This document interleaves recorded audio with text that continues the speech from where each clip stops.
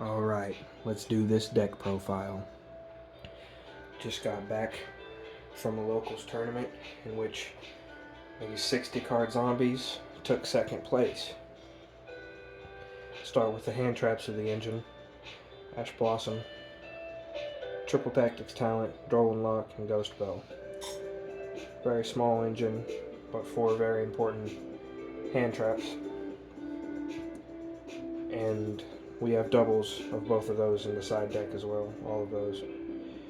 On to a bit of a toolbox for the zombies. 4 cards: 1 Reasoning, 1 Foolish Burial, 1 Card Destruction, and 1 Called by the Grave. Next we move on to the Danger Engine: 1 Jackalope, 3 Mothman, 2 Nessie, and 3 Bigfoot. To complete the Danger Engine, next the Trap Engine: Summon Limit 3 copies, Skill Drain 2 copies, Rivalry of Warlords 1 copy, and Eradicator Epidemic Virus 1 copy. I limited Eradicator Epidemic because it's kind of a win more card, and you call it right, you call it right. If not, you don't. But it came into multiple situations in which couldn't even resolve Eradicator, so I wasn't able to get the Dark Monster on field. Well, on to the Eldritch Engine: 2 copies, Eldritch the Golden Lord, 3 copies, Cursed Eldland, 3 copies, Black Awakening, 2 copies, Scarlet Sanguine, 1 copy, Haquaro the Golden Land, 1 copy, Conquistador of the Golden Land, and 1 copy, Seven Cities of the Golden Land. That'll conclude the Eldritch side of the engine. And to finish it off, the Zombie Engine. We've got 1 Glow Up Bloom, 1 Mad Mauler, 1 Super Polymerization, and here's the Ghost Fusion package: 1 Ghost Fusion, 1 Ghost Sleeper the Underworld Princess, and 1 Guard Ghost, because Ghost Sleeper searches Ghost Fusion, and Ghost Fusion, when you have less life points than your opponent, can banish a zombie from the deck as part of the cost for the fusion summon. And so you'd want to send Guard Ghost, because if it's banished during the end phase, you get to add it back to your hand. It's basically free. So it's a neat little combo, which I did get to use. However, I ended my opponent before the end phase even came to get the Guard Ghost back. So that tells you where that was at. And it could be partly due because I didn't have as many super poly targets, but there's also not a guarantee to always get your health lower than your opponent's. So to continue the engine: 1 Mizuki, 3 Gozuki, and 3 Unizombie. These 6 cards right here are the starters of the deck. They're the ones that get any of your real graveyard plays up and started, other than a couple of toolbox and danger cards here and there. These are the starters, the zombie starters that you want 3 of. And I've tried edits where I cut it down to 2 or 1 Gozuki, but there are just so many hands where Gozuki is the card you need to finish up. Say you have Super Poly, make your Zombie World with Gozuki, so Super Poly will be live for Dragon Necro. You've got Doom King in your hand. You want to get that Banshee to the graveyard so you can get your Zombie World as soon as possible. On to 2 copies of Banshee, 1 copy of Vampire Freyland. She's a beautiful hand trap. Does a lot of battle damage calculation. Will get you out of a lot of sticky situations because people aren't prepared for it. I don't think you're going to be running that. Jack Bolin is a very interesting card in which you can discard 1 zombie monster, which almost all your zombie monsters are alright with being discarded. Special summons itself and allows you to steal, Monster Reborn, a monster, during the opponent's turn.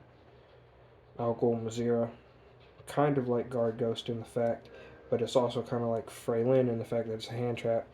If a zombie monster you control would be destroyed by battle or card effect, you can banish this card from your hand or graveyard instead. And if this card is banished, you can special summon it to the field and leave it at level 8 or drop it to level 7. So it has level modulation as well. and then as soon as someone destroys it, goes to the graveyard, it's able to protect the zombie again, banish itself, special summons itself. So that that little combo can really get you going. But to end the zombie part, there's 2 Doom King Baylor and 3 Zombie World. And here's the thing with this engine. It is useful if you can get your life points lower. Like if you get your Eldlin trap or Eldlin spell and you start paying life points, or you skill drain your opponent and it comes back to your turn, then you use Ghost Fusion. So it can be difficult to use when playing a more go first kind of deck like this. So I wouldn't recommend this, and I'm probably going to cut these 3 cards out for the next edit when I go to the upcoming regionals in Louisville. And I like this little package. If we're going to play a go second, regenerative hand zombie kind of keep on going type build, but right now we're working on a zombie lockdown. So those 3 cards, and I like the rest of the engine as is. It's pretty solid, got everything else you could possibly need. I was thinking almost cutting Jack of Bowling, because I mean it does come in handy, but like it's not the end all be all, and sometimes there's a zombie you don't want to discard, or no zombie at all, or Jack of Bowling's just kind of sitting in your hand as a dead card. But other times it just works so well. You got Zombie World, Jack of Bowling, and Bloom in your hand. You have to make a pretty nice combo. Where you just activate Zombie World, toss Bloom, make Bowling, make Doom King.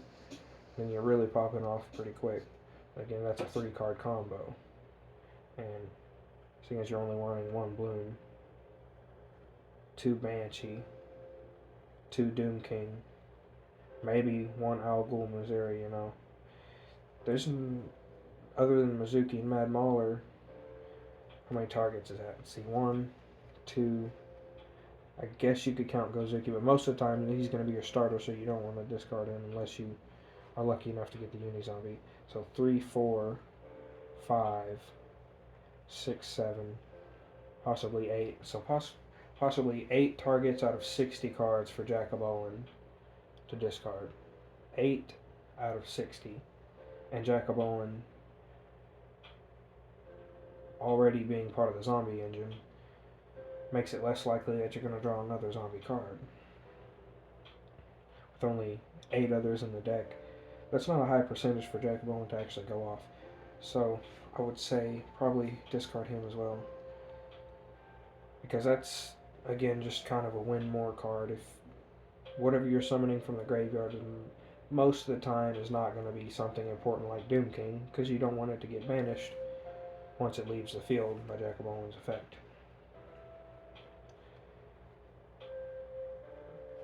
I think keeping Al Ghul Mazira may benefit me in this regional, because there are a lot of destruction effects.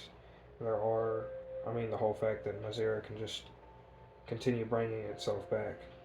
I mean, it's once per turn, but still. Protection, summon as another body, then it goes to graveyard and it's just ready to do again on the next turn. Plus being level 8 or level 7, it'll help modulate, help you get to the zombie vampire, which will let you just dump more zombies in the graveyard. Now, so far that's 4 cards that I'm cutting. And if we take a look back here at the Danger Engine, I was thinking about making some cuts here as well.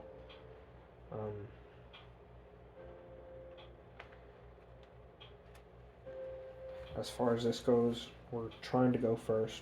We're trying to use a lot of traps to lock out the opponent. And these cards, these 6 right here are beautiful. Beautiful cards for going first. The problem is that Danger Bigfoot is too deliciously good. Being level 8, being a special summon, lets you draw one, lets you discard one, and get you to the vampire zombie plays a lot quicker. He's dangerous in the fact that there's usually only 2 or 3, if not less, cards that you actually want to discard from your hand. So Bigfoot sometimes ends up discarding itself, and if you're going first, that's just a complete neg. You're not getting anything out of it. So my idea was to cut 3 of the Bigfoot, and if I can find another Nessie, maybe put another Nessie in here to bump up the dangers just a little bit more. There's 3 Nessie, 3 Moth, 1 Jack, 1 Bigfoot. Now that would be, I think, a more solid engine. Plus that'd be 1, 2, 3. It'd still be 8 danger cards. Just need to see if I can find the extra Jack. Or Nessie, rather.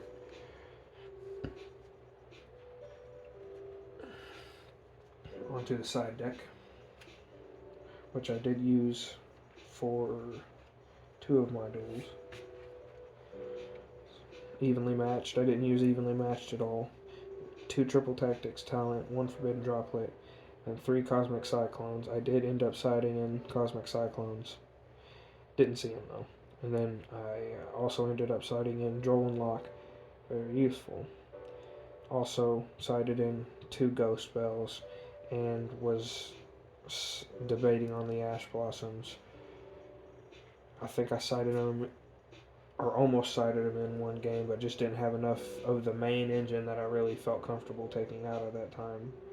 Now looking back, I've got at least 5 cards that I'm taking out now. Evenly matched. It's a great card if your plan is to go second. But so far, my plan has pretty much just been to go first and get locked down and keep the opponent stopped with stuff like Cosmic Cyclones, Drolls, Ghost Spell to protect my own stuff. Even Triple Tactics Talent if I thought they were going to be doing a lot of monster effects on my turn to stop me. Now, I love evenly matched, but I also don't use it as much because it is still very situational as well. It just depends on what your opponent plays, what they're going to do. In that respect, if I felt the need to side something else in, I would side evenly matched out for something. Not sure what. But we'll move on to the extra deck. Got IP Masquerena, Avendread Savior, Vampire Sucker, Link 3, Sheer New Skill Saga Supremacy, Link 4, Yukiona the Absolute Zero Maikashi, and Link 5, Underworld Goddess of the Closed World. Finishes off the links. Next, fusions. Dragon Necro Nether Soul Dragon, and Eldritch the Mad Golden Lord. Now we had 3 forms of fusion summoning in the deck and only 2 fusion targets, which is why I think Ghost Fusion again wasn't as powerful in this edit, because we just didn't have enough targets for it, and that wasn't really the main strategy. So Dragon Necro helped the Guard Ghost, because it's a good target for Guard Ghost from the deck to get that recycle going. Eldritch the Mad Golden Lord, however, we use 7 cities most of the time for that, or even Super Poly. And I think I would keep this definitely at 2 fusion targets, since we are siding out Ghost Fusion. So, it's your Super Poly target, that's your 7 cities target. Next, Xyz, the Zombie Vampire. Very, very useful. Great card for the zombies, just to keep their combos going, get more beaters on the board, or affect monsters, or what have you. Amazing card. And number 38, Hope Arbinger Dragon Titanic Galaxy. This is the spice card right now, because Cosmic Cyclone is very powerful in this format right now. And this card says no to your Cosmic Cyclones. It's very nice to have. Very easy to make again because of the level 8s in this engine and how fast you can spam them out. Now, siding out 2 danger Bigfoots may seem like it hurts, but at the same time, if you can get to Uni-Zombie, you can level modulate Nessie to level 8. You still got the one other Bigfoot, and plenty of other ways to get rank 8 in the engine. But we're going to move on to the Synchro side of the engine. Level 6, Immortal Dragon. Level 7, Zombie Necro Dragon. Level 8, Frame Lord Omega to recycle them zombies. Level 10, Baron de Fleur for a negation, a pop, a little bit of control. And then level 10, Red Eyes Zombie Dragon Lord. That completes the 60 card zombies deck profile. That's the Danger Zombies Lockdown.